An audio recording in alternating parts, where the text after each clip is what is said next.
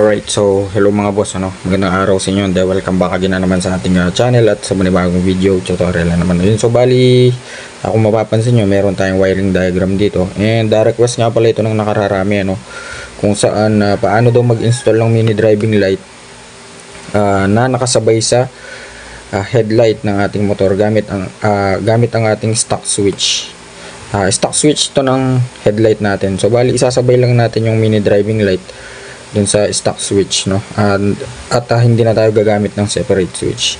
Bali, nakapag-tutorial nga pala tayo ng kung paano mag-install ng mini driving light na walang gamit na relay and separate switch yung ginamit natin. Bali, dito nga, ayun nga, isasabay natin siya sa high and low ng stock bulb ng ating motor or yung stock headlight ng ating motor. So bali yun, hindi ko na patatagalin pa ito, umpisa na natin yung ating video tutorial. So bali, ayun, tulad ng dati mga boss, dito tayo lagi nag-umpisa sa ating battery kasi nga battery operated yung gagawin natin, pero depende pa rin to. Meron kasing stator drive na yung headlight nakasunod sa stator. Mapapansin nyo naman yun pagka yung headlight nyo is nakasunod dun sa minor ng motor. Pero dito sa video natin, bali nakasunod siya sa ating battery, so battery operated siya. Okay yun. So dito sa ating battery, meron tayong positive at negative dyan. So tulad ng dati, yung positive ng ating battery mga boss, 12 volts yan, yan.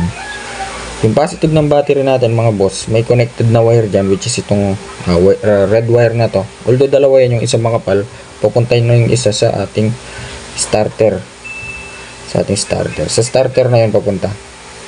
And yung manipis naman, mapapansin nyo, meron tayong fuse dyan. Yung wire na yan may fuse. Yan yung stock fuse ng ating motor, which is 10 amps,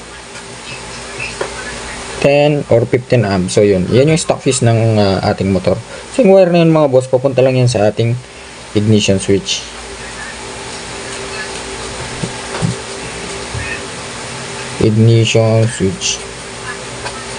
Ayan, or sa susian.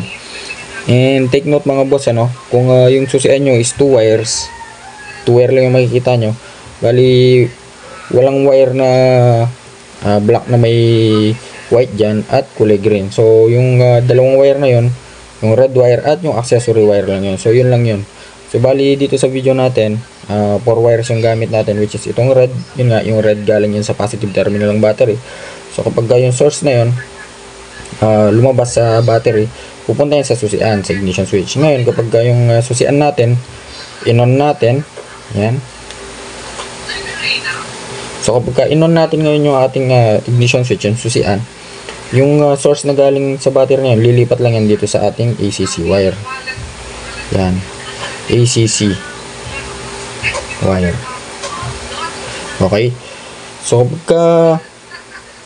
so balik muna tayo dito sa ating ignition switch mga boss, para hindi kayong malito.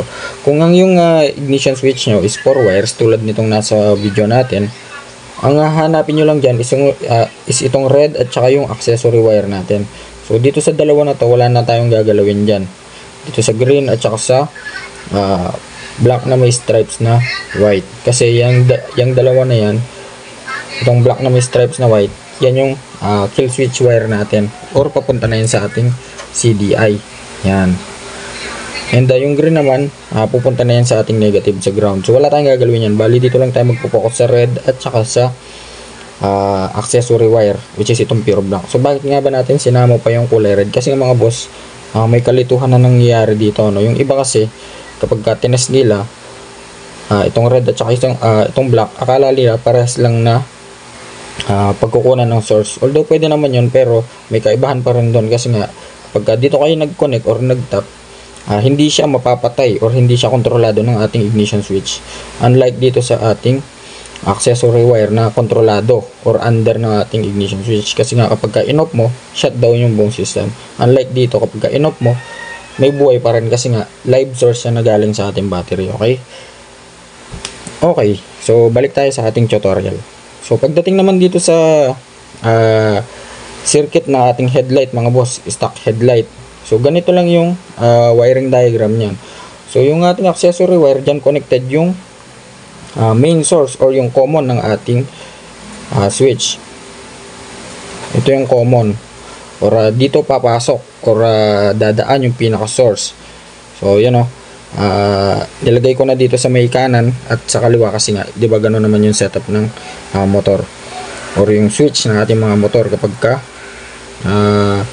ino-on na natin. So stock switch, yung common connected sa accessory wire, kukuhain ng source, pupuntahin ngayon sa main switch. Ngayon, kung mapapansin nyo, meron pa siyang dalawang wire. Yung isang wire dyan, kung mapapansin nyo, yan yung ating park light, no?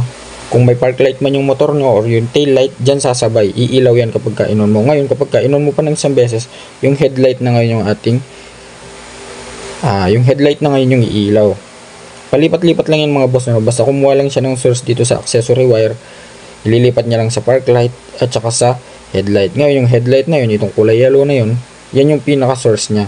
Pupunta na ngayon yan sa ating high and low beam.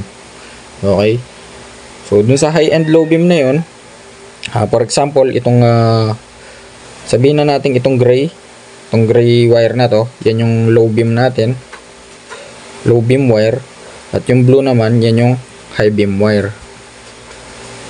Yan. So kapag sinwitch mo na dito sa main switch ng ating headlight, yun, automatically yung source na galing sa switch, na galing dito sa accessory wire, tatawid lang yan. Pupunta lang yan sa may low beam, sa may gray wire. Yan. Ngayon kapag pinindot mo naman yung high, lilipat lang yung source papunta sa may high, sa may blue. Kaya nga yung ilaw natin, meron siyang high at saka low. Yan, merong high at low yan.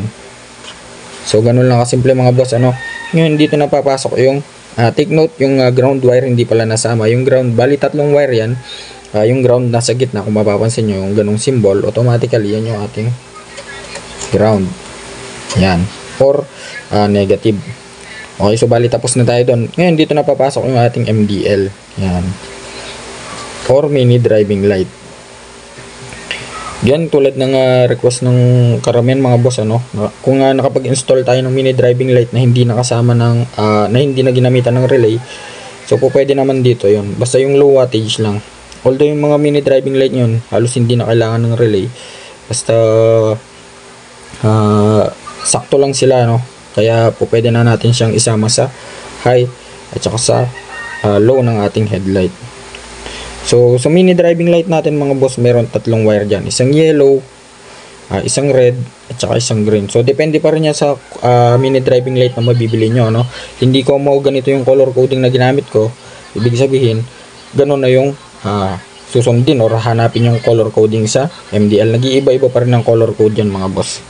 Bali yung principle or yung flow or yung kung paano yung gumana yung ating mini driving light. So ganun yung tinuturo natin, katulad ng ginamit natin dito sa may headlight. So hindi mo nakikita kayo ng yellow, yan na agad yung susundan nyo or hanapin yung kulay. Nag-iiba-iba pa rin yan, depende sa brand, pati dito sa ating mini driving light. Okay, so yung green mga boss, yung isang wire ng ating mini driving light, kung 3 wires yung mini driving light nyo, so automatically yung isang wire dyan is ground. So sabihin na natin itong green. Ngayon yung isang wire naman dyan, itong yellow, yan, sabihin na natin yan yung ating high. So pwede na natin i-connect yan sa high wire ng ating headlight. Ayun. At yung red wire naman, pwede na rin natin i-connect yan dun sa may low wire ng ating headlight. Pwede nyo pagbaliktaran yung mga boss, depende sa setup na gusto nyo. Pwede yung white ang gawin yung yellow, or yung high ang gawin yung high beam, or yung white ang yung yellow ang gawin yung high beam. So pwede nyo na may pagpalit-palit yung mga boss. Napakadali lang yan. And ipopost na rin natin yung soft copy nitong diagram na to, para if ever mo na gusto nyo pag-practicean or gawing ano bang tawag dito, guide, yun, screenshots nyo na lang.